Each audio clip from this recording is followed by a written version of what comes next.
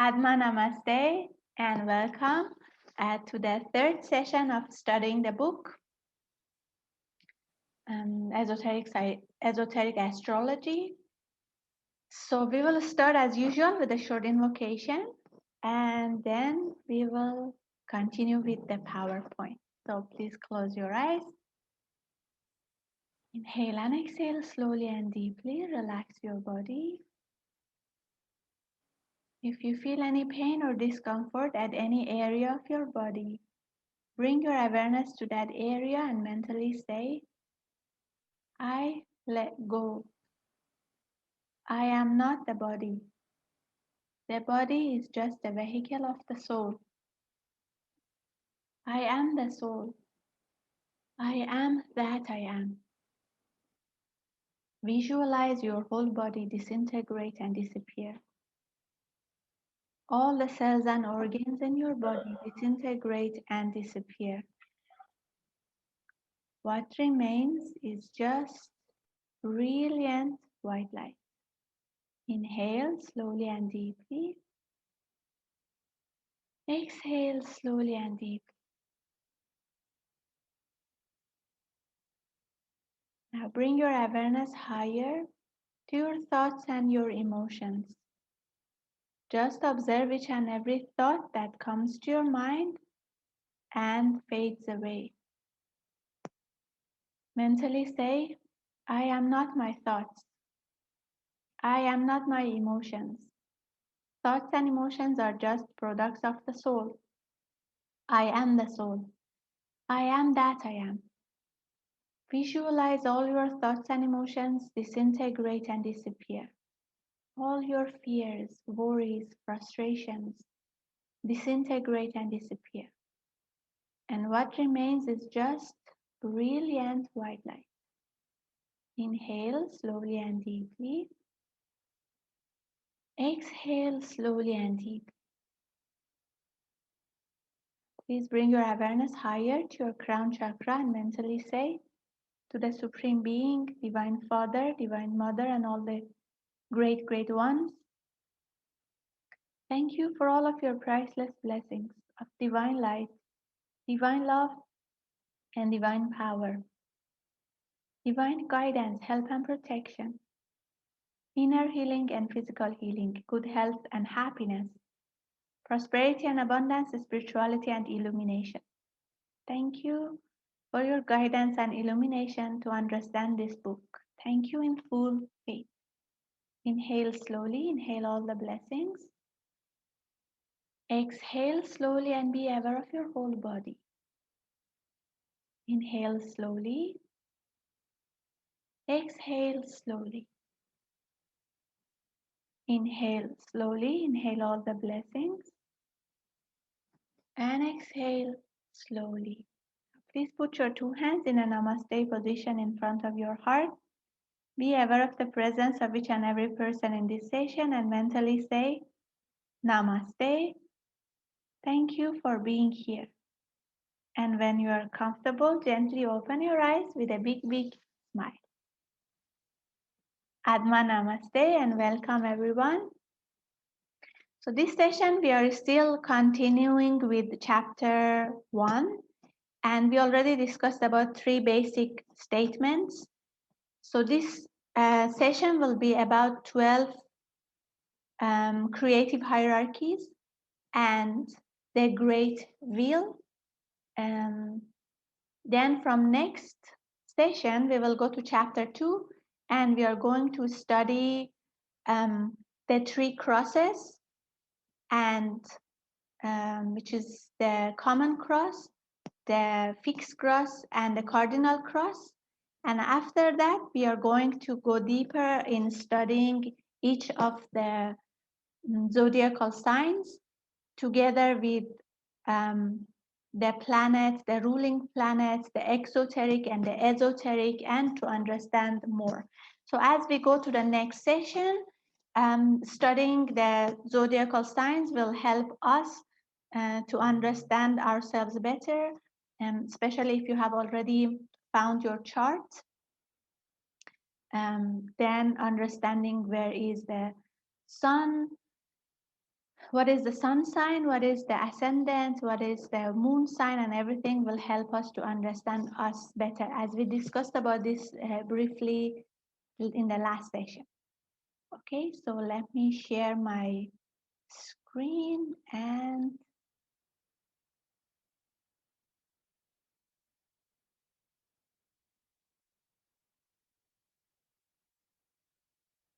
we begin. Okay, so this session will be on the 12 creative hierarchies first, and then the great wheel. So again, the text you see in this PowerPoint is taken from the book. So when it says I, it doesn't mean me, it means the author, Alice Bailey, and of Master DK through Alice Bailey. And to make this, because the 12 hierarchies, creative hierarchies, is a very complex and difficult subject to understand. So we try to bring and do some research and also try to take simpler explanations from other books, other theosophy books, so that as much as possible try to make it easier for everybody to understand. Okay, so let's begin. It might here be appropriate if I interpolated a chart or a tabulation which may be found suggestive of some of these interlocking energies which play through, traverse, return, stimulate, and energize every part of our solar system. They only evoke conscious response where the vehicle of expression and of response is adequate to the impact. And this statement is true of the solar logos, the planetary logoi, and of all forms in all the kingdoms upon our planet. Unconscious reaction will of course exist, but it will be on a general or mass scale, and much of it pours through to us from these distant constellations via the fifth creative hierarchy. Now, what is the fifth creative hierarchy? We will reach to it. So basically, we will see this also later, I think towards the end of this session, that when we are reading the charts, the chart of a person who is not in the spiritual path, the chart of a person who is a disciple or an initiate is different because of so many things, including the conscious response. So it means how much we can receive. We are receptive to the energies. As Grandmaster Shakok Sui says, the light is always there. How much light comes to us depends on us. So how much we can receive these energies and how much we can respond to them, and from which chakra we respond to them, create a different reading.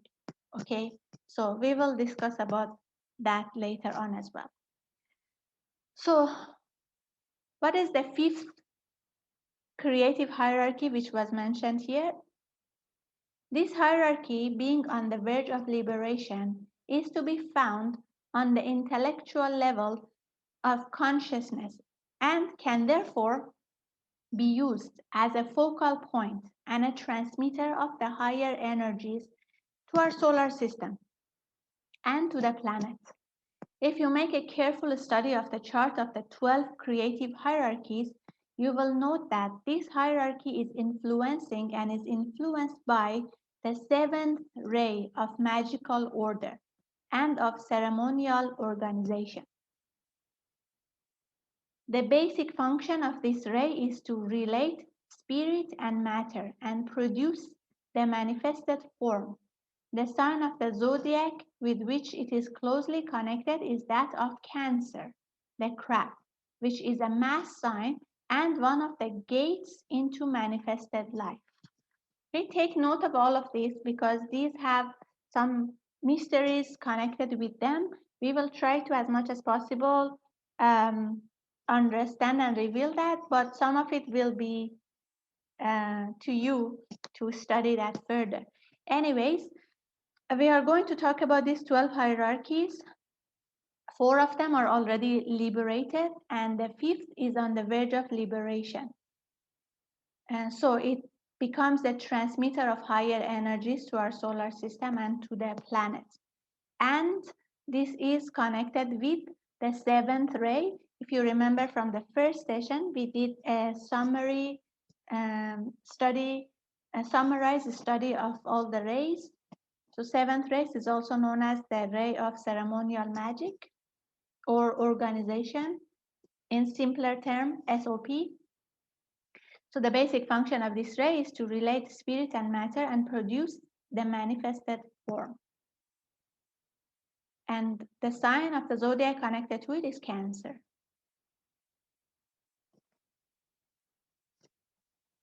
I might here remind you that the 7 planes of our solar system are the 7 subplanes of the cosmic physical plane. We discussed about this in the study of the solar system, but we will have a look at 2 images after this to understand it a bit more. The 4 creative hierarchies which have achieved liberation are now to be found focused upon the cosmic astral plane. The 5th creative hierarchy exists on the highest etheric level and will join the other 4 hierarchies when the 6th creative hierarchy has measured up to cosmic opportunity and is itself nearing liberation. Okay, so as above, so below, all these 7 planes and the 7 subplanes of each plane that we have also happens in the cosmic level. So based on the thing we studied just now, the seven planes of our solar system together become part of the physical plane of the cosmic 7 planes. So means the physical cosmic plane. So these 2 are just images to help us understand this better. So if this is cosmic level, in the cosmic level, we still have these 7 planes, and the cosmic physical plane, the 7 planes of our solar system become the 7 subplanes of the physical cosmic plane.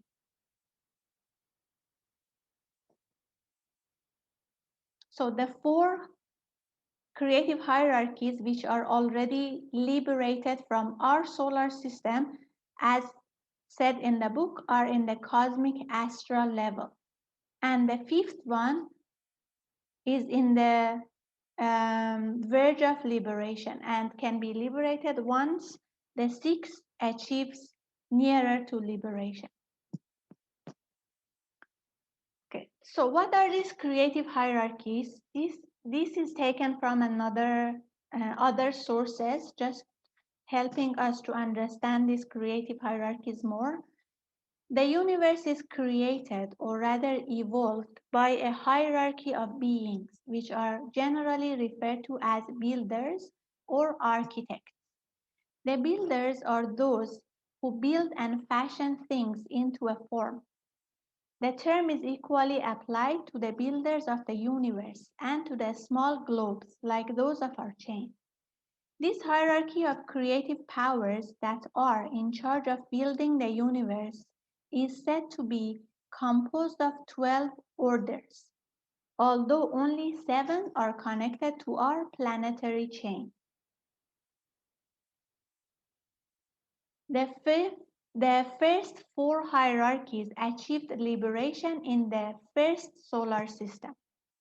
Okay, so we already discussed about this. The 4 hierarchies are already liberated and are already functioning in the cosmic astral plane. So the first 4 hierarchies achieved liberation in the first solar system. Their influence reached our Earth through the medium of the 5th creative hierarchy. Madame Blavatsky says here, occultism divides the creators into 12 classes, of which 4 have reached liberation to the end of the Great Age. The 5th is ready to reach it, but still remains active on the intellectual planes, while 7 are still under direct karmic law. These last act on the man-bearing globes of our chain. So out of 12, 7 are connected with our planetary chain. The 7 orders connected to our planetary chain are divided into 3 formless and 4 corporeal. They are connected to the 7 sacred planets. So out of the 7 orders that are connected to our planetary chain, 3 doesn't have form, they are formless, 4 have form. And these 7 are connected with the 7 sacred planets. Do you remember in the last session we said we have 7 sacred planets and 5 non-sacred planets? So these 7 orders are connected with the 7 sacred planets. These 7 hierarchies are veiled by the rays, but each is found behind the veil of every ray. For in their totality, they are the informing lives of every planetary scheme within the system. They are the life of all interplanetary space and the existences who are expressing themselves through the planetoids and all forms of lesser independent life than a planet. Okay, so these 7 orders or 7 creative hierarchies are connected with 7 sacred planets and also veiled by a ray. Each is connected with a ray. There must not be confusion as to the distinction between the hierarchies of beings and the 7 rays. For though there is close connection, there is no resemblance. The rays are but the primordial forms of certain lives who carry in their hearts all the seeds of form. The hierarchies are the manifold groups of lives at all stages of unfoldment and growth who will use the forms. The rays are vehicles, the hierarchies are the users of the vehicles. So it means the rays are creating the forms or the vehicles. Each has a certain quality, certain characteristic. They create a certain form or vehicle. And the hierarchies are the users of those vehicles or the forms. So these are the two primal distinctions, life and form. Rays are connected with the forms, hierarchies are connected with the life, using the form. Okay? So each of the 7 hierarchies of beings found within the 12, who are the builders or the attractive agents, are in their degree intermediaries. All embody one of the types of force emanating from the 7 constellations. This is also connected with the 7 rays. Their intermediary work, therefore, is dual. They are the mediators between spirit and matter.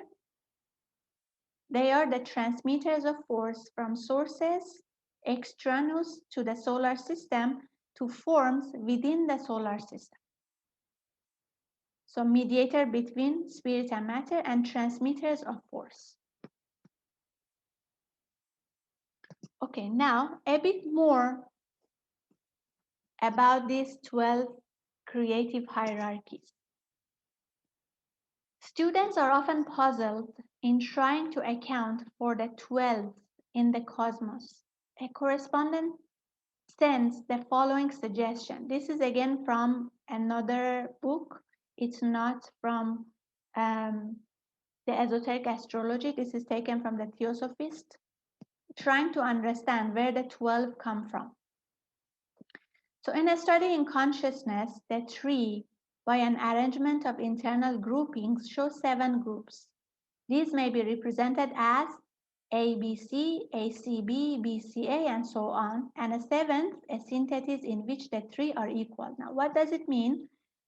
So there is always Trinity, as Grandmaster says. We always have these 3 types of energy: will, intelligence, and love. Now, combination of these create different different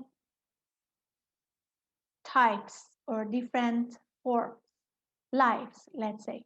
Okay, so ABC means A more than B more than C. So we have different types of triangles here. A, Let's use different colors. B,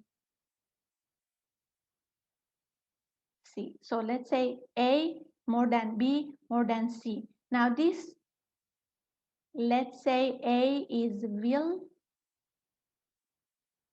B is love, and C is intelligence or light. Okay, the colors I used are just colors. Yeah, I didn't use them on purpose. Okay, so now we have different combination of this, because another combination could be love is more, then is will, and then is intelligence. So we have many combination of these triangles leading to 6 plus a 7. In the seventh one, these are equal.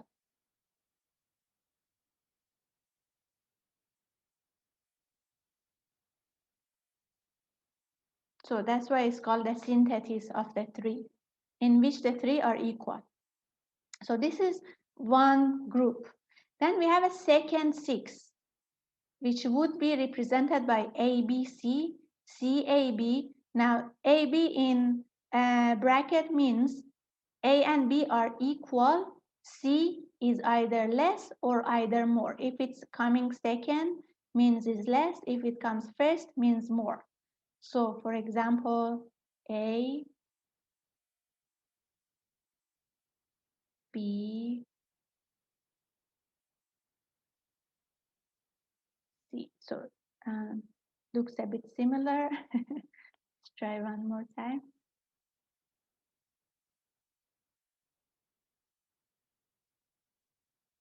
A, B, and C. So here C is smaller than A and B, and can be the other way also. A,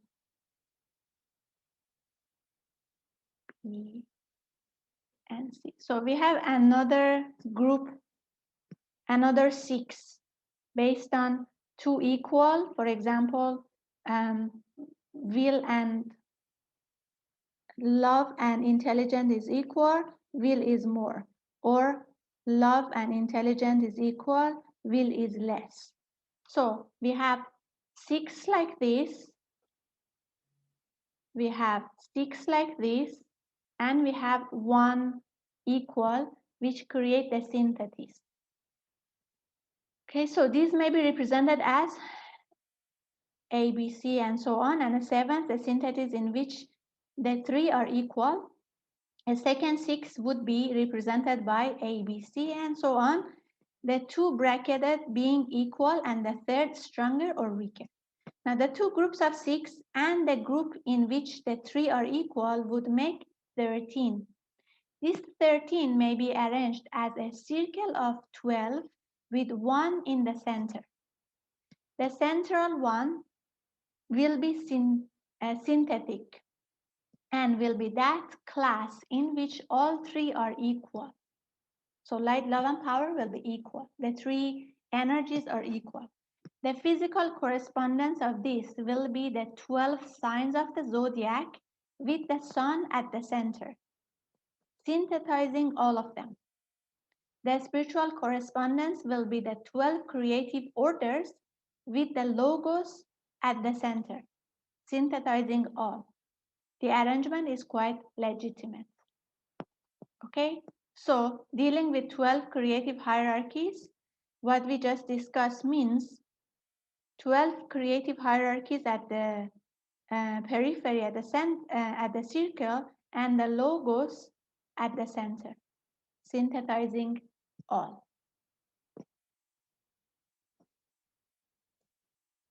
Okay, now we will discuss about each hierarchy one by one. The 7, because we said only 7 are connected with our planetary chain. So 4 are already liberated, and the 5th is in the verge of liberation. So we are dealing with 7 here. Hierarchy 1. The first great hierarchy is emanated from the heart of the central spiritual Son. It is the Son of God Himself, the firstborn in a cosmic sense, even as the Christ was the eldest in a vast family of brothers, and the first flower on the human plant. The symbol of this hierarchy is the golden lotus with its 12 petals folded. Now here we say hierarchy 1, but in reality it's 6 because we are not considering 5, okay? So when we say 1, in reality it's 6. It should be remembered that this hierarchy is literally the 6, for 5 hierarchies have passed on, being the product of the earlier system, that wherein intelligence or manas was the goal. So that is hierarchy 1. Hierarchy 2, the second hierarchy is closely allied with the great bear. We are told that they entered through the second ventricle within the sacred heart and are, as we are told in the secret doctrine, the prototype of the monads. So if you remember from the study of the solar system and also the causal body book, monads are, we have from the monads, the higher soul comes, and then from the higher soul, we have the incarnated soul. So in pranic healing language, these are the divine spark. Monad is the same as divine spark. They are the source of monadic life, but they are not the monads. They are far higher. This hierarchy, which is literally the 7th, is the influx into our system of those lives who in the first solar system remained on their own plane, being too sinless and holy to find opportunity in that very material and intellectual evolution. The first, which is literally the 6th, hierarchy might be viewed as endeavoring to express the mental vibration of the solar logos, and the second, his emotional or cosmic astral nature. So these two are still formless. We said out of 7, 3 are formless, 4 are with form. So we are still talking about the formless ones.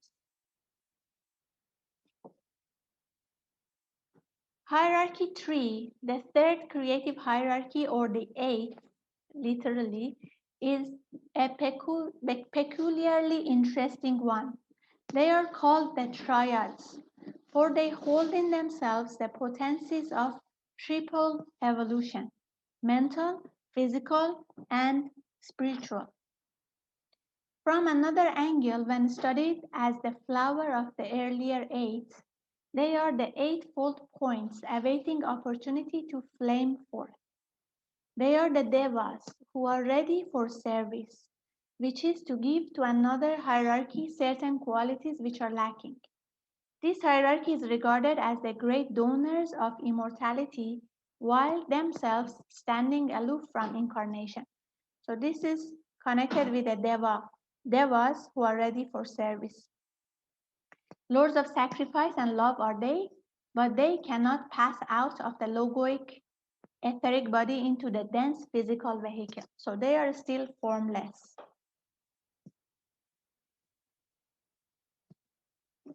We have dealt with the first 3 hierarchies, which are regarded as ever seeing the face of the ruler of the deep, or as being so pure and holy that their forces are in realized contact with their emanating force.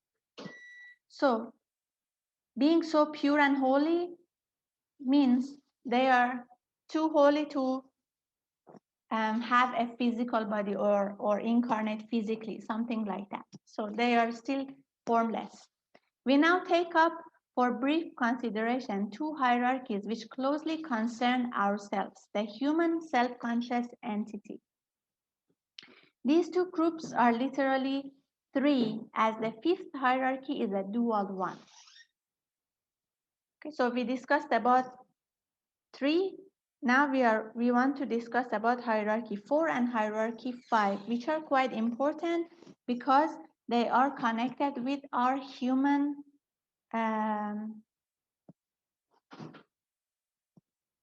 with us humans. Okay, so they are the seekers of satisfaction and the cause of the second fall into generation, the fact behind the taking of a lower nature by the ego. The fourth and the fifth hierarchies are the ninth and the 10th, literally, or the initiates and the perfect ones, they are called. All human beings or imperishable jivas are those who evolve through a graded series of initiations, either self-induced or brought about on our planet with extraneous aid. Okay, so hierarchy 4 and hierarchy 5 are connected with our human um, kingdom, with human evolution. They are called imperishable jivas. They are also called initiates and the perfect ones.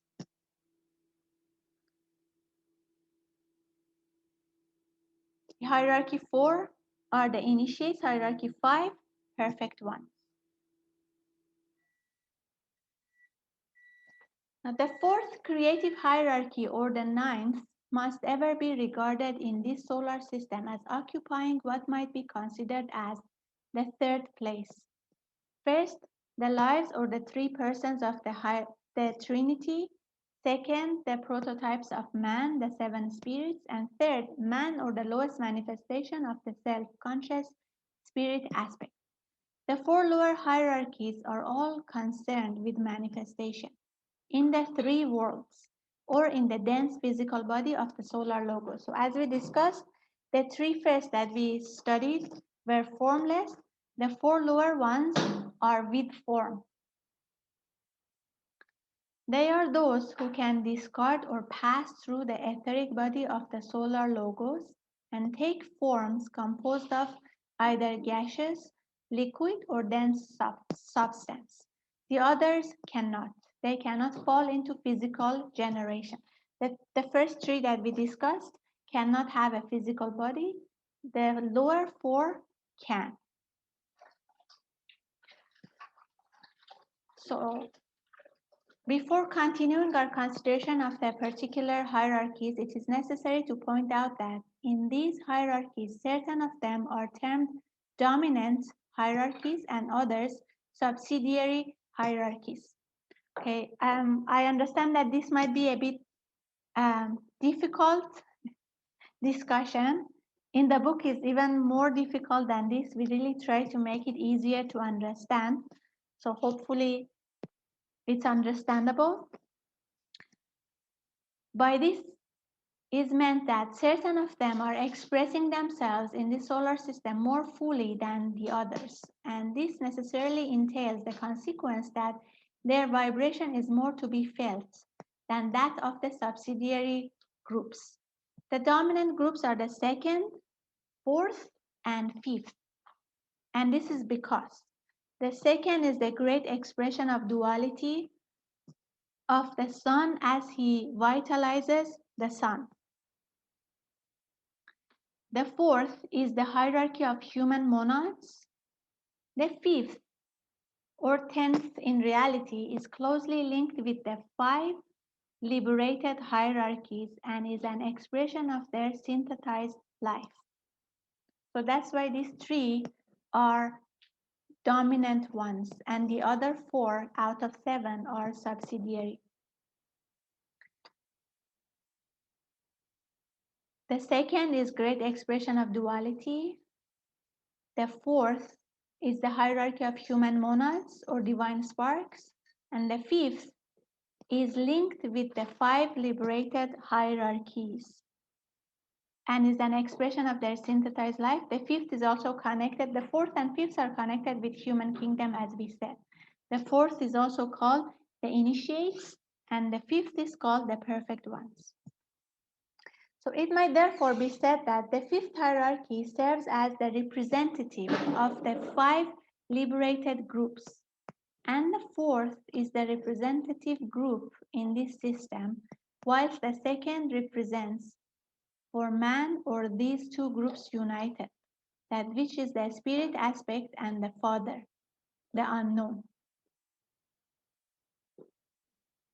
So the second one, which we said is an expression of duality, represents man or these two groups united. So means the man aspect and the spirit aspect or the father aspect united. Okay, now let's discuss about them. Hierarchy 5. The fifth creative hierarchy is, as we know from study of the secret doctrine, a most mysterious one. The relation of the fifth hierarchy to a certain constellation has also a bearing upon this mystery. This is hidden in the karma of the solar logos and concerns its relationship to another solar logos and the interplay of force between them in a great Mahakalpa. Kalpa means the time of existence of our planetary chain, that is 7 rounds. The Mahakalpa embraces the whole lifetime of Brahma. So this is the true secret of the dragon, and it was the dragon influence or the serpent energy which caused the influx of manasic or mind energy into the solar system. Entangled closely with the karma of these two cosmic entities was that of the lesser cosmic entity who is the life of our planet, the planetary logos. When it says dragon or serpent energy, it's referring to Kundalini. And if you read the book Existence of God is Self-Evidence, Grandmaster also talk about the solar logos with another solar logos. So our sun has a dual is a dual sun. So it was this triple karma which brought in the serpent religion and the serpents or dragons of wisdom in Lemurian days. Now, it had to do with solar and planetary kundalini or serpent fire. A hint lies in the fact that the constellation of the dragon has the same relation to the one greater than our logos, as the center at the base of the spine has to a human being. It concerns stimulation and vitalization with a consequent coordination of the manifesting fires.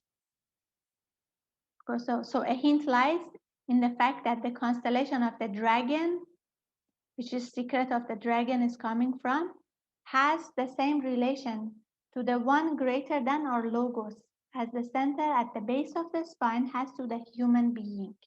So near the base of the spine is the Kundalini energy, which when it's activated, it stimulates and vitalizes with a consequent coordination of the manifesting fires. So the relation is the same. Again, as above, so below. So the same relation between the base and the human being is the same relation as the dragon has to the one greater than our logos. So it is for this reason that the units of the fifth hierarchy are called the hearts of fiery love. They save through love. And in their turn, these lives are peculiarly close to the great heart of love of the solar logos. These great redeeming angels, who are the sons of men, on their own true plane, the mental, are ever therefore pictured as taking the form of 12-petaled lotuses. This symbology linking them up with the sun of divine love, the manifested solar system, which is said to be a cosmic 12-petaled lotus, and with the logoic causal lotus, equally of a 12-petaled nature. So it connects all of them together. So we have therefore a direct stream of energy flowing through the logoic 12-petaled egoic lotus cosmic mental plane, B, the solar 12-petaled lotus, C, the planetary logoic heart, also a 12-petaled lotus, D, the 12-petaled human egoic lotus on the mental plane, and E, the 12-petaled heart center in the human being. So our heart chakra has a 12 has 12 petals. So these 12 petaled heart centers happen in different levels, from human heart center to the human egoic lotus on the mental plane, to the planetary logoic heart, to the solar 12 petal lotus heart, to the logoic, egoic lotus cosmic mental plane. So you see it's the heart center from the human individual going higher to the egoic lotus, to the logoic heart, to the solar heart, to the cosmic heart. So hierarchy 4 and 5 was more connected with the human kingdom. Now hierarchies 6 and 7. These 6 and 7 hierarchies, which provide the substance forms of the three worlds, have a vital use and a most interesting place. So these hierarchies 6 and 7 provide the substance forms, basically the form. From the logoic standpoint, they are not regarded as providing principles, but from the standpoint of man, they do provide him with his lowest principles. They hold the same relation to the logos as the dense physical body does to man. And all that concerns the evolution of man must be studied as going on within the physical logoic vehicle. They deal with the display of physical energy, with the working out in the physical vehicle of all divine purposes, and with the physical organization of a certain great cosmic life. So in relation to human bodies, they provide the form or the principle. Particularly is this so when we view the two hierarchies under consideration. They are the lowest residue of the previous system, and the energy of that matter, liquid, gaseous, and dense, which the vibration of the logoic permanent atom attracts to itself in the building of the divine form. To understand this, I recommend you to re-study the book Solar System, where we studied when one chain is being disintegrated and another chain is being made, the substance is taken from the previous system or the previous chain. So this is talking about that when it says they are the lowest residue of the previous system and the energy of that matter. So when the Earth chain was being built, this matter was taken from the moon chain. For purposes of clarification and of generalization, it might be noted that the seventh hierarchy is the life or energy found at the heart of every atom, its positive aspect, and the sixth hierarchy is the life of the forms of all the etheric bodies of every tangible object. So to study a bit deeper, the seventh hierarchy, the lowest one, is the life or the energy found in the heart of every atom, while the sixth hierarchy is the etheric body of every tangible object. The function of this hierarchy is well described in the words of the old commentary. The Devas hear the word go forth. They sacrifice themselves, and out of their own substance, they build the form desired. They draw life and the material from themselves and yield themselves to the divine impulse. So if you recall, when we do twin hearts meditation, for example, Grandmaster says, be aware of your heart chakra, smile to the heart. Heart is a being of love and can respond. So basically, our bodies and every form or object in the universe is created with the substance of taken from these two hierarchies, 6 and 7. So one is the energy that is in the heart of every atom in our world, in our physical world, and one is connected with the etheric body of every tangible object.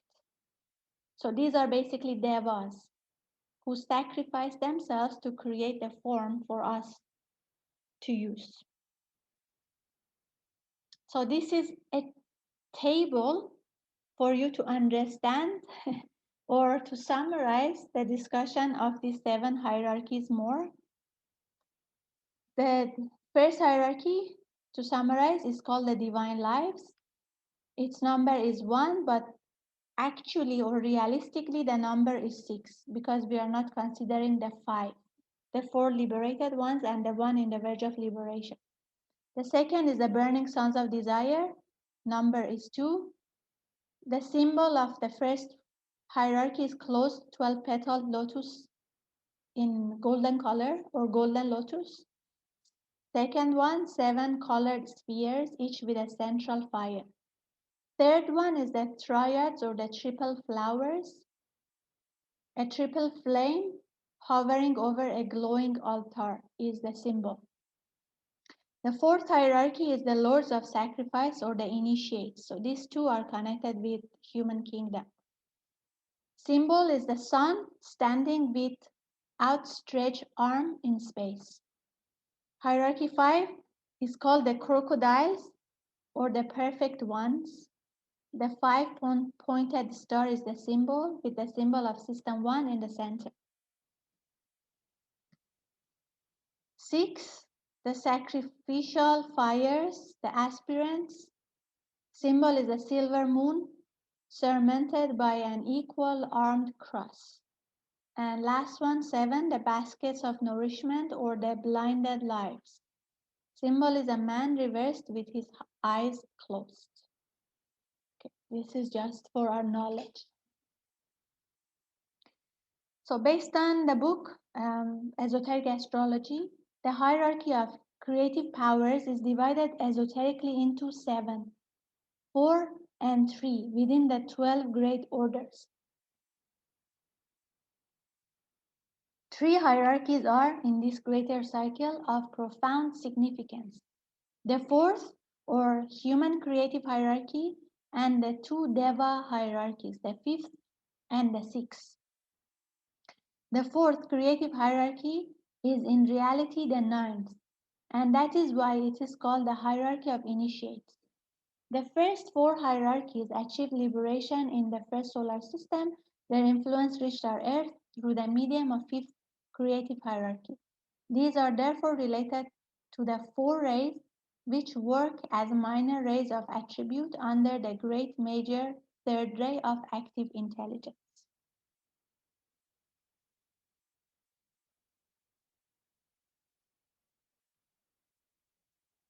Now this one, I just included it for our knowledge, so I will explain a bit, but this needs more research.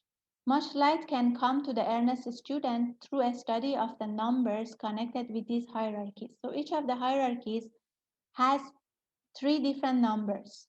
The first 5 are regarded as pure abstractions, so we are not dealing with them. The 7, which are connected with our planetary chain, each has 3 numbers. So for example, hierarchy 1 has the number 617. Hierarchy 2 has the number 726.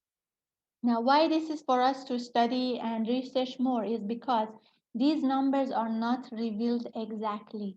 The numbers you see here are different from the numbers presented in the secret doctrine. So the book says it is necessary to take note of this, as in the secret doctrine reference will be found to the hierarchies under different numbers.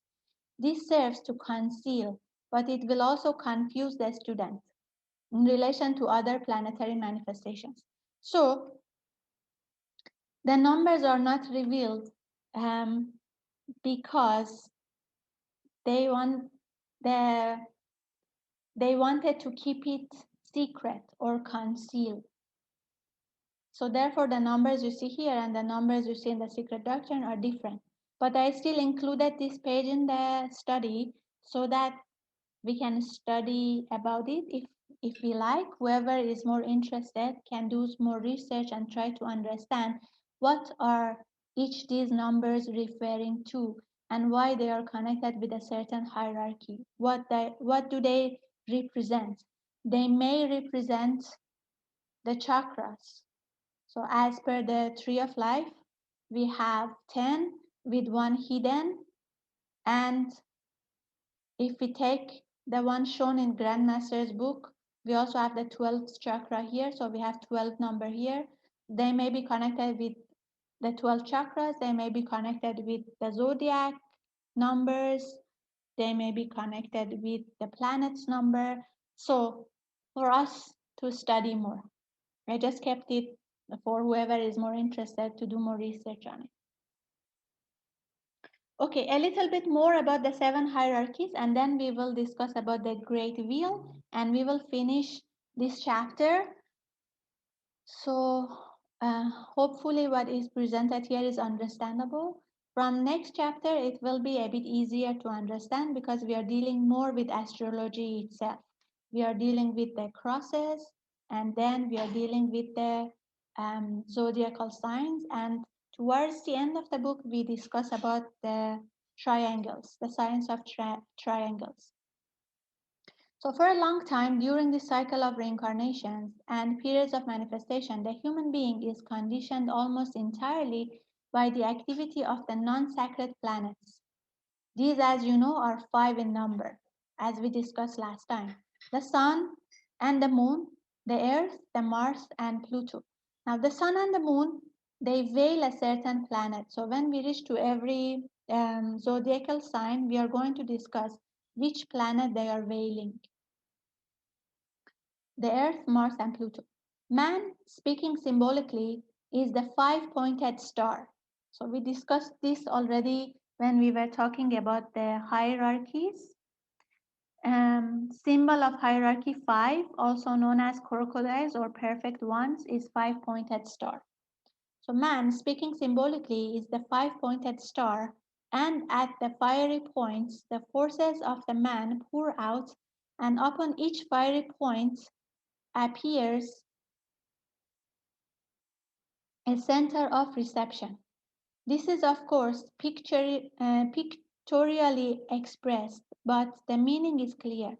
However, as man nears the path of discipleship, the influence of the sacred planets become increasingly effective. Until after the final and fifth initiation, the non-sacred planets have no effect, though the initiate wields their energies potently as they pour into and through his vehicles of reception, of response, and of expression. For all 3 activities and purposes must be noted. The energies of the 12 constellations are blended with those of the 12 planets, but their power to evoke response and to be consciously received, recognized, and employed is dependent entirely upon the type of response mechanism of the planetary life and of the individual man. So that's why we said in the first session of studying this book, for the last session, the previous session, that esoteric astrology is highly dependent on intuition also, because before a person can read someone's chart, we have to know for whom we are reading the chart. If this person is not in the spiritual path, or if this person is a disciple, or is this person an initiate. Because for a person who is not in the spiritual path, the influence of the 5 non-sacred planets are quite strong. And as the person nears the path of discipleship, the influence of sacred planets becomes more. And later we are going to discuss about esoteric ruler and exoteric ruler of every sign, zodiacal sign. So for people who are not in the spiritual path, the influence of exoteric rulers may be more. And as the person goes to the fixed cross and becomes a disciple, the influence of esoteric planets become more, or esoteric rulers become more. And also, to what extent the energies of the 12 constellation and 12 planets influence us depends also on how much we can receive them and how much we can respond to them consciously. So thus, 2 potent streams of energy, cosmic and systemic, reach man via the conditioning planetary centers of force and pour into the symbolic 12 houses. through their medium. It is for this reason that our solar system is spoken of as one of intrinsic duality, love, wisdom, and that the major task of man is the regulation of the pairs of opposites. The theme of duality therefore runs through the whole story of man's development. Upon all the three planes of human unfoldment, the reconciliation goes forward. That's why previously, when we were discussing about the seven hierarchies, we said some of them are more dominant, and one of the dominant ones was hierarchy 2, which is connected with um, duality. So this duality runs in all planes, upon all planes of human unfoldment. So one, upon the physical plane, we find the merging of the dense and the etheric forces. This is consummated upon the path of purification. Two, upon the astral plane, there must come the resolution of the pairs of opposites. This is consummated upon the path of discipleship. And three, upon the mental plane, the angel of the presence and the dweller on the threshold are brought face to face. Their synthesis is brought about upon the path of initiation. Okay, so as we thread through the path of purification, path of discipleship, and path of initiation, we are dealing with dual forces or dualities. So in the physical plane, we are dealing with the dense physical body and etheric forces. And the astral plane, we are dealing with the pairs of opposites. And on the mental plane, we are also dealing with dualities. So this theme of duality that we just discussed can be explained further. For example, the analogy between the fusion of the pairs of opposites, for instance, upon the physical plane can be seen in the conscious and directed fusion of the planetary forces with the energy of any specific planet or group of planets. So these are analogies of duality in relation to astrology, esoteric astrology. The analogy involving discrimination to regulate and offset the force of the pairs of opposites upon the astral plane can be seen when the energies of the sun sign and of the planets are perfectly directed and adjusted. The analogy can also be carried forward onto the mental plane, and when the energies of the sun sign and the rising sign are coherently blended and expressed, there comes a point of crisis wherein the soul and the personality are brought face to face. If you remember in the last session, we said the sun sign is connected with the personality, with the current life, and the rising sign is connected with the goal of illumination, the goal of this incarnation, or connected with the higher soul. So the duality here is when they are brought face to face. Now, when astrologers understand the true significance of the constellation Gemini, the twins, and the dual forces which pour through this sign, the forces in conflict, as they are sometimes called, or the quarreling brothers, and beats upon our planetary life, then the true method of resolving the dualities will be known. So in Gemini, we understand Gemini, we also understand um, how to work with dualities and how to resolve them. It is interesting to note also that 7 of the symbols which express the 12 signs of the zodiac are dual in their nature, and duality can be inferred from them. 1. The 2 horns of the ram in Aries. 2. The 2 horns of the bull in Taurus. 3. The figures of the twins in Gemini. 4. The 2 claws of the crab in Cancer. 5. The 2 scales of the balance in Libra. 6. The 2 parallel lines of force in Aquarius. And 7. The two fishes in Pisces. There are two signs which are simple figures and have no significance of duality. These are the symbol for Leo, which is simply the lion's tail, and the arrow in the symbol depicting Sagittarius. They embody the idea of isolated separation and one-pointed desire.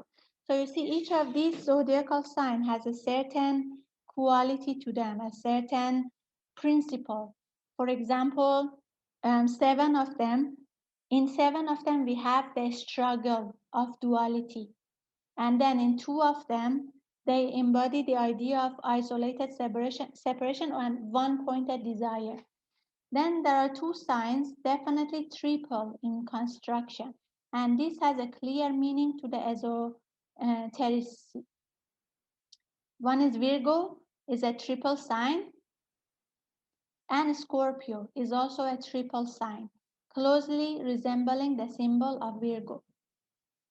These two signs are crucial in the experience of the human being, indicating as they do the function of the triple form and the liberation of the man imprisoned in the form through the tests in a Scorpio, wherein he proves to himself and to the world the reality of that which Virgo has veiled or hidden. Now, we will talk about all of this in detail from the next session.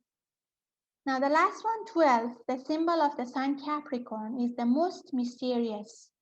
It conceals the mystery of the crocodiles. Now, if you remember, hierarchy 4 and hierarchy 5 was called the crocodile or the perfected ones, which is connected with human kingdom.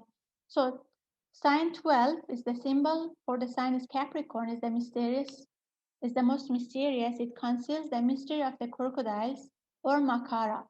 Makara, 10 signs of the zodiac, is called Makara, loosely translated as crocodile. It is constructed in an inaccurate and definitely misleading manner and should be regarded as a mystery and therefore not to be defined. We will talk about Capricorn also as we go through each of the signs. These signs and their relationship to the sacred and non-sacred planets will be considered later. Okay, so you see, each of these zodiacal signs has a certain quality and a certain characteristic, and what we experience in them is different. So in 7 of them, we experience duality. In 2 of them, we experience one-pointed desire. In 2 of them, we experience triple energy, and 1 of them is mysterious, which we will discuss later on. So to sum up, man will therefore have to be studied as a threefold entity, a composite individual expressing in the three worlds. 1, the spiritual soul, reflecting the monad or the divine spark. 2, the human soul, reflecting the divine soul or the higher soul. And 3, the form nature, which should be the revealer of the two higher. So 3 creative hierarchies condition the man in incarnation. The 4th or 9th, the 5th or 10th, and the 6th. These in collaboration create man and at the same time constitute the field of his expression. Man is consequently a blend of electric fire, being a divine flame, and becomes eventually responsive to the 3 major controlling influences. He is also solar fire, being a solar angel in manifestation. He then becomes increasingly responsive to the influences of the 12 constellations. He is likewise fire by friction and comes under the influence of the planets. The tabulation below may make this somewhat clearer. So human, has a triple manifestation or expression. Man is an expression of electric fire, being a divine flame, is a manifestation of solar fire, being a solar angel in manifestation, and also fire by friction. Now this tabulation make it easier to understand. Let's read through it. 1, electric fire is connected with path of initiation, connected with 4th hierarchy, full soul expression, monadic life. Goal, identification with the monad. So means identification with the divine spark. Or when the person achieves this state, the person is God realized. Produces responsiveness to the three constellations, the three major constellations that we discussed, the Great Bear, the Sirius, and the Pleiades. Number 2, solar fire, path of discipleship, is connected with fifth hierarchy, full life experience, soul life. This soul life means connected with higher soul. Goal, identification with the higher soul. Produces responsiveness to the 12 zodiacal constellation. And last one, fire by friction, path of evolution. 6, hierarchy, life experiments, human life. Goal, identification with the personality or the incarnated soul. Produces responsiveness to the planetary influence. So we have, you say, three triple expression. So a person can be in this level trying to recognize himself or herself with the incarnated soul. So this is when we realize we are not the body, we are not the emotions, we are not the thought, we are the soul. So the goal is identification with the personality, fire by friction. Here we are responsive to planetary influences. So means the energy of the planets as the energy centers in the whole solar system, or the chakras of the whole solar system, influence a person who is in this stage. So when we are reading a chart, if a person is in this stage, the influence of planets are strong, especially as we discussed initially, the 5 non-sacred planets, and as the person is nearing the path of discipleship, the influence of the 7 sacred planets. Okay, then we have a person in this level, which is the path of discipleship. This is when the person is identifying himself or herself with the higher soul. When we reach this state, we call the person soul realized. So identification with the soul. So when the person is in this stage, they become responsive to the 12 zodiacal constellations. And lastly, path of initiation.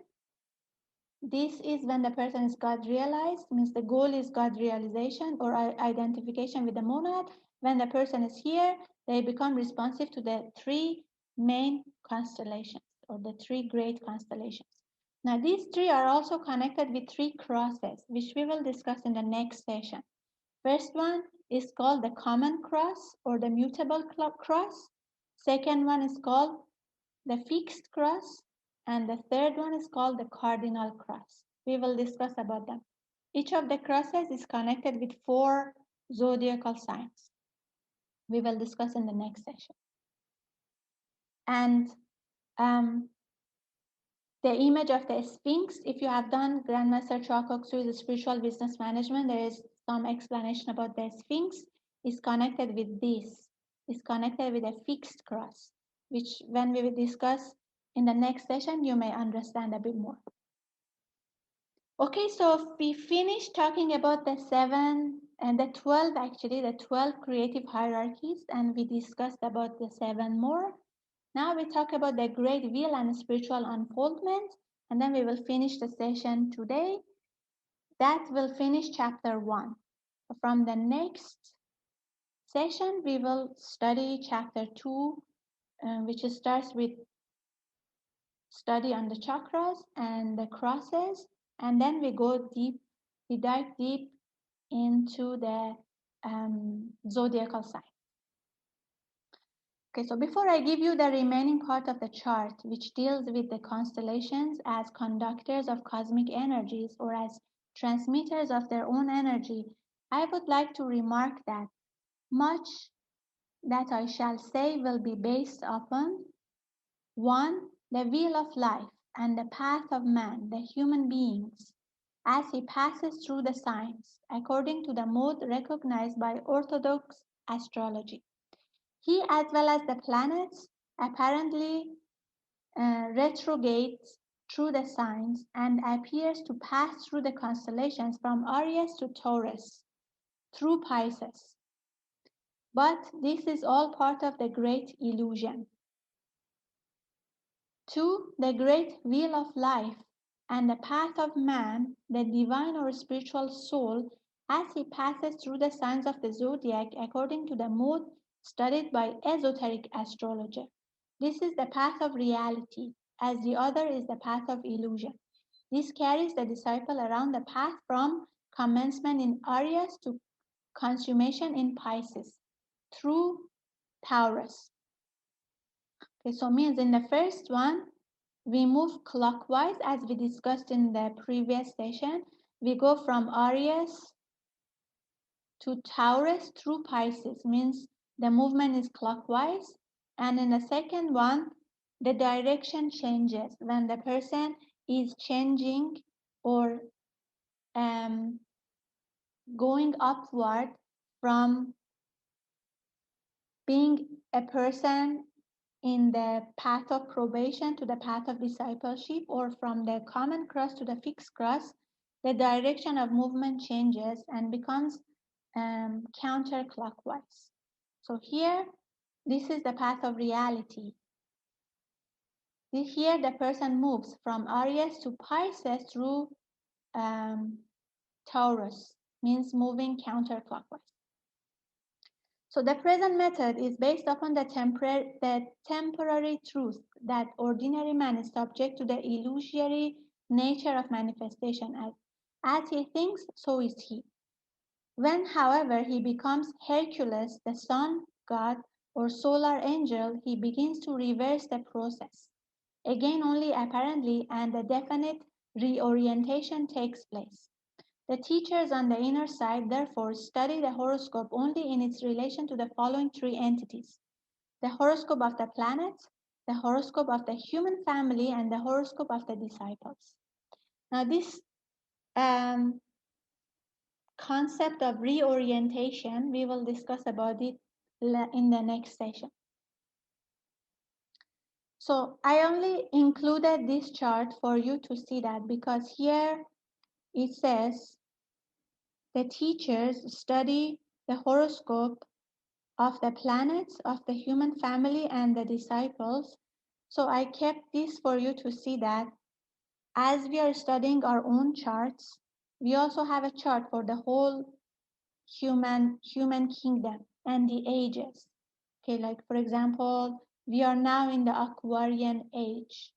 So previously was the Piscean age, then the Aries, and then the Taurus. So if you study some esoteric literature, you may see that sometimes these are, for example, mentioned symbolically. Okay, for example, um, Taurus, the bull and the golden calf, Egypt's greatness. So, like why the statue of a bull was created, something like that. So these are also connected with the ages. So when you go through some of these literature, you may see symbolic, what you call, reference to these ages.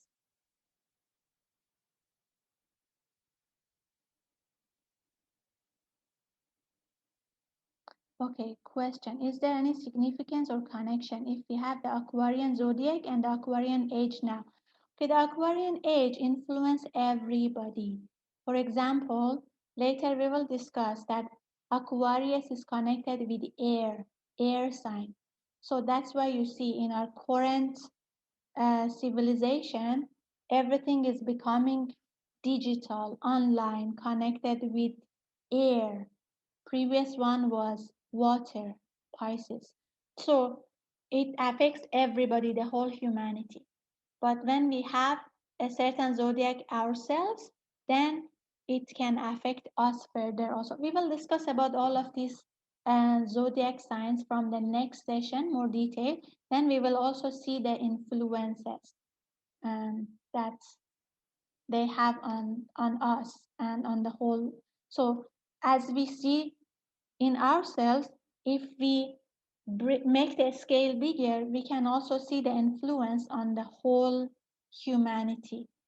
Okay, so as we pass clockwise into each of these signs, we will see a different, um, how to say, different things start to happen, um, different technologies or different concepts which is connected with that element or with that um, zodiacal sign.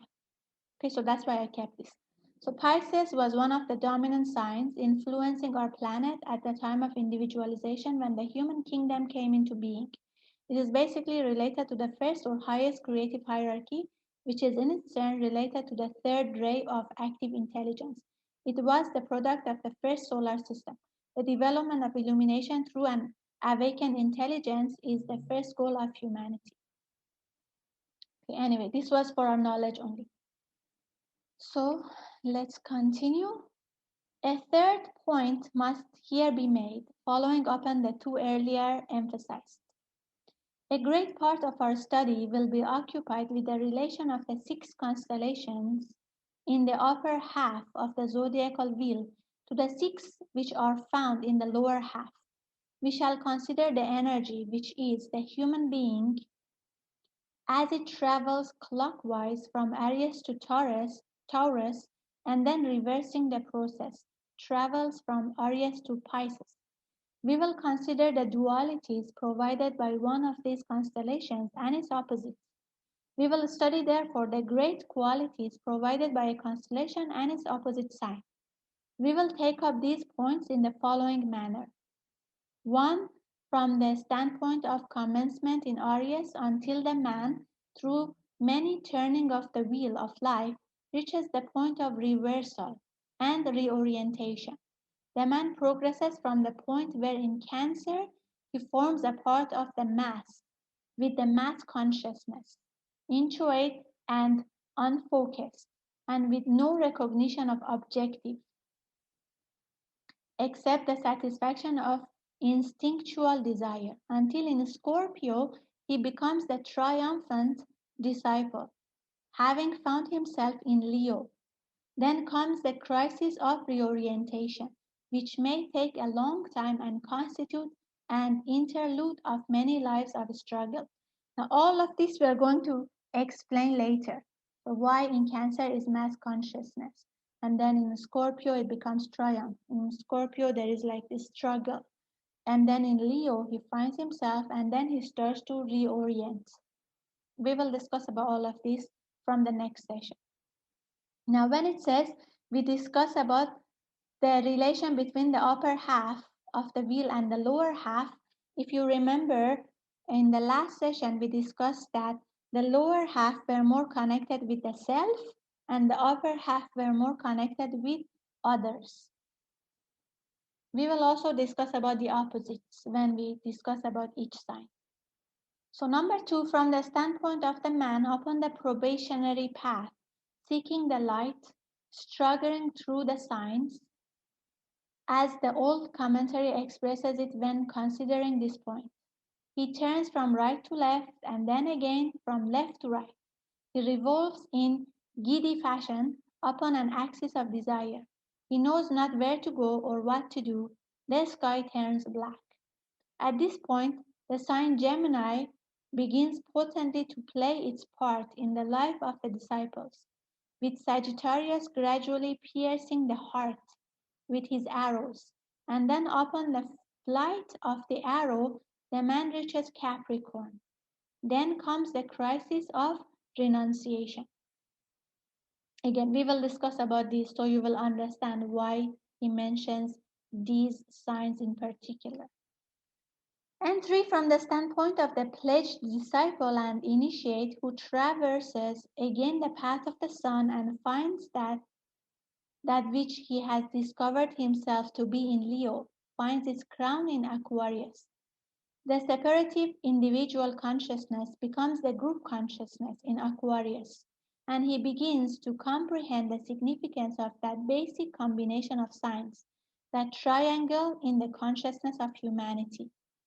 Okay, so in Leo, the person understands themselves, their individual. So in Cancer, we have the mass awareness. In Leo, we understand the individual awareness. And then in Aquarius, we understand the group awareness.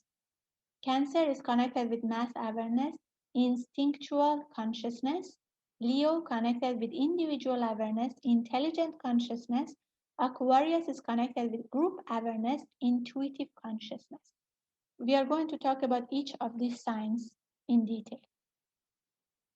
So then from the standpoint of achievement in Capricorn, he works for several lives around the zodiacal path, descending into the sea of the mass consciousness to become what is called in the ancient books the crab, who clears the ocean of matter which flows around the soul of man. Again, crab. You see, there are so many symbolic representations of these zodiacal signs when we read ancient books. So, the crab who clears the ocean of matter which flows around the soul of man.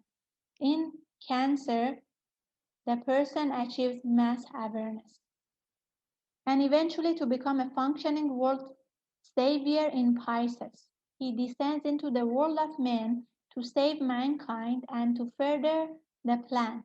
He is then the fish who swims free in the ocean of matter. The initiate has always to express in each sign of the zodiac the consummation and the spiritual fruit of earlier life experience, world experiments, and soul achievements. Selfishness has ever to be translated into living active service, and desire has to demonstrate its transmutation in the purity of spiritual aspiration for identification with the will of God. So as we go through each of these zodiacal signs in every incarnation, we are trying to express whatever learned in previous incarnations and then to move forward. I have frequently referred to the fact that the entire science of astrology is based upon a non-existent condition. It has no basis in material facts and yet is eternally based on truth. The zodiac is, as you well know, the imaginary path of the sun in the heavens. It is therefore largely an illusion from the exoteric point of view. But at the same time, the constellations exist, and the streams of energy which pass and repass, intermingle and interlock throughout the body of space are by no means illusions, but definitely express eternal relationships. For us who are in pranic healing school, which is the school of energy, understanding this is easier because we know that energy exists. Everything is energy. Okay, so um, it's easier to understand uh, that although this is like an illusionary path, but because it's concerned with energy, flow of energy, interlock, intermingle, transmission of energy, so it's actually the truth. And it is important. So note, the constellations and planets which govern them may and do have one effect upon the mass and another upon the average individual man, and still a third effect upon the disciple or the initiate. As the various energies and forces circulate throughout the etheric body of our solar system, their reception and effect will depend upon the state of the planetary centers and upon the point of unfoldment of the centers in individual man. That is why the various charts and tabulation can differ so widely and different planets can appear as ruling the constellations. There seems to be no fixed rule and the student gets bewildered. Orthodox astrology posits one set of planetary rulers and they are correct as far as the mass of humanity is concerned. But the disciple who lives above the diaphragm, means working through the chakras above the solar plexus, respond to another combination, and it is with these that I shall principally deal. That is why three charts here. So now we are going to look at three charts. So if you see in these three charts, the ruling planets of the signs are different. There is one ruling planet for the Orthodox astrology or exoteric ruler, and there is another set of rulers which are connected with esoteric astrology. Both of them are correct. As Grandmaster Chwakoksui says, we have different levels of truth, if you remember. We have different levels of truth. So, if in the inner one,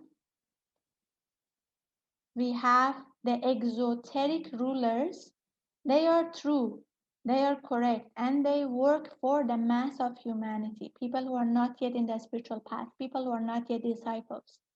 And then we have esoteric rulers, which work for the disciples. And then we have another set of rulers, hierarchical rulers, which we will discuss shortly. So there are different levels of truth.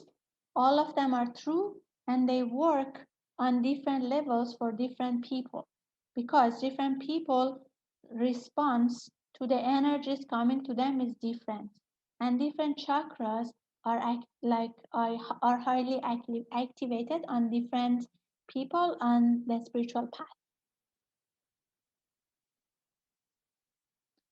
So first tabulation shows the constellations and planetary rulers in connection with ordinary man. So here you see we have the constellations. So for example, for Aries, the ruler is Mars. The ray is 6. Aries is connected with Scorpio, same ruler. Taurus ruler is Venus, ray 5. Gemini's ruler is Mercury, Cancer is Moon, and so on. We are going to go detail and discuss about all of this from next session, but this is just for you to see. All the rays are represented except, so note, in this tabulation, you see all the rays are represented except ray 1, first ray. This is interesting as the mass of the people move within their horoscopes and the will aspect is latent but unexpressed.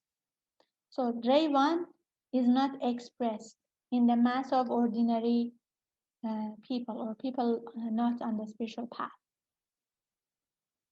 Then we have another set, constellations and planetary rulers in connection with disciples and initiates.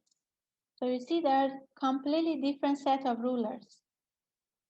Here, constellation Aries, ruler is Mercury, ray 4.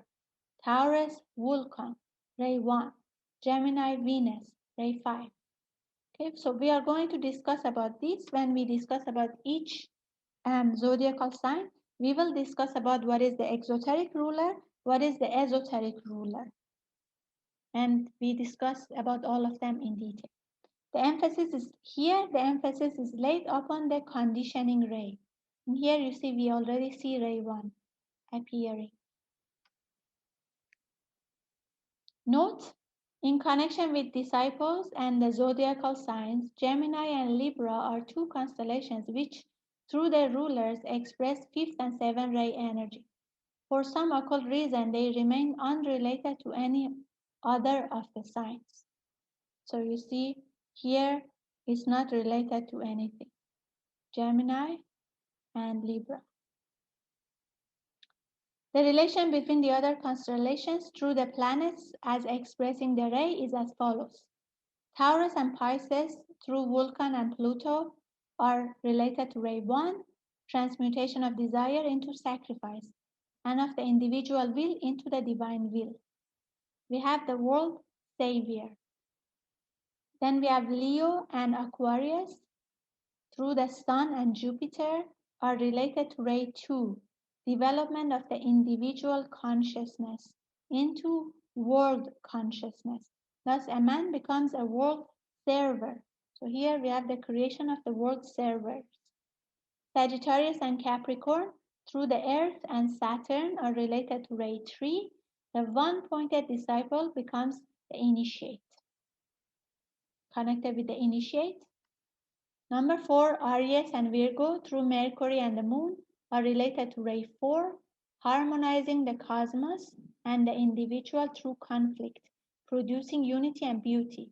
The birth of pangs of the second birth, the cosmic and individual Christ. And Cancer and Scorpio, through Neptune and Mars, are related to ray 6, transformation of the mass consciousness into the inclusive consciousness of the disciple. This is connected with the triumphant disciple. Okay, now there is another tabulation. Here it shows the constellations and then summarizing the orthodox ruler, the esoteric ruler when we are dealing with the disciple, and the hierarchical ruler when we are dealing with hierarchy. So for example, constellation Aries, the orthodox ruler is Mars, the esoteric ruler is Mercury, and hierarchical ruler is Uranus. We will discuss about all of this in detail, but this is just for your knowledge before we go deeper into each sign. So a few important notes.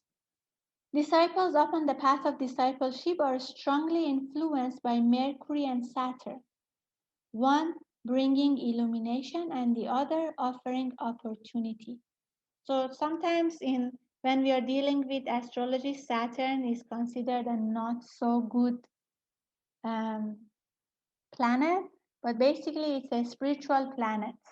So disciples on the path of discipleship are strongly influenced by it, by Mercury and Saturn, one bringing illumination, the other one offering opportunity. At the various initiations, the influence of the planets affect the candidate in a totally different manner than earlier.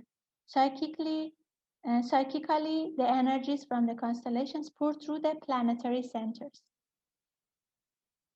And one more thing about Saturn. So it's a spiritual planet. Sometimes it deals with manifestation of karma, but the manifestation of karma provides opportunity for growth. We should look at it in a positive way, not like a negative way, because it's an opportunity to grow, opportunity to move forward. Okay, so at various initiations, the influence of planets affect the candidate in a different manner. At the first initiation, the disciple has to contend with the crystallizing and destroying forces of Vulcan and Pluto. The influence of Vulcan reaches to the very depth of his nature, whilst Pluto drags to the surface and destroys all that hinders in these lower regions. At the second initiation, the candidate comes under the influence of three planets, Neptune, Venus, and Jupiter. The three centers, solar plexus, heart, and throat, are actively involved. At the third initiation, the Moon, veiling a hidden planet, and Mars, being about a fearful conflict, bring about a fearful conflict. But at the end, the man is released from personality control. At the fourth initiation, Mercury and Saturn again bring about great changes and unique revelation, but their effect is very different to the earlier experience. At the fifth and final initiation, Uranus and Jupiter appear and produce a beneficent organization of the totality of energies found in the initiate's equipment. When this reorganization is complete, the initiate can then escape from off the wheel and then can truly live. All this time, the energy of the sun, veiling a sacred planet, is steadily and persistently reaching the man via the solar angel. Someone was just messaging in the chat privately that Saturn is better than Moon based on his experience with the cycles. Anyway, okay, so I kept this again just to have a look at which ray is every planet, the sacred planets, the non-sacred planets. Okay, anyway, we are going to discuss in detail about each of the signs from next session after our discussion on the three crosses, and then we are going to discuss about these planets, the exoteric ones and the esoteric ones. So thank you so much. We will finish the session here, and the next session we will continue with studying the crosses, the three crosses, and then we will go deeper in the study of each of the zodiacal signs. So that will help us to really understand what is our goal in this life, and what are our limitations, what are our patterns, and everything. So it can help us to move forward in this spiritual path. So shall we finish with a short invocation? Please close your eyes. Inhale and exhale slowly and deeply. Mentally say to the Supreme Being, Divine Father, Divine Mother, and all the great, great ones, thank you for all of your priceless blessings, for divine light, divine love, and divine power, divine guidance, help, and protection. Thank you for blessing us with spirituality and illumination, abundance and prosperity. Thank you in full faith. Inhale slowly, inhale all the blessings. Exhale slowly and be aware of your whole body. Inhale slowly, exhale slowly. Inhale slowly, inhale all the blessings. And when you are comfortable, gently open your eyes with a big, big smile. Atma Namaste. See you in the next session. Bye.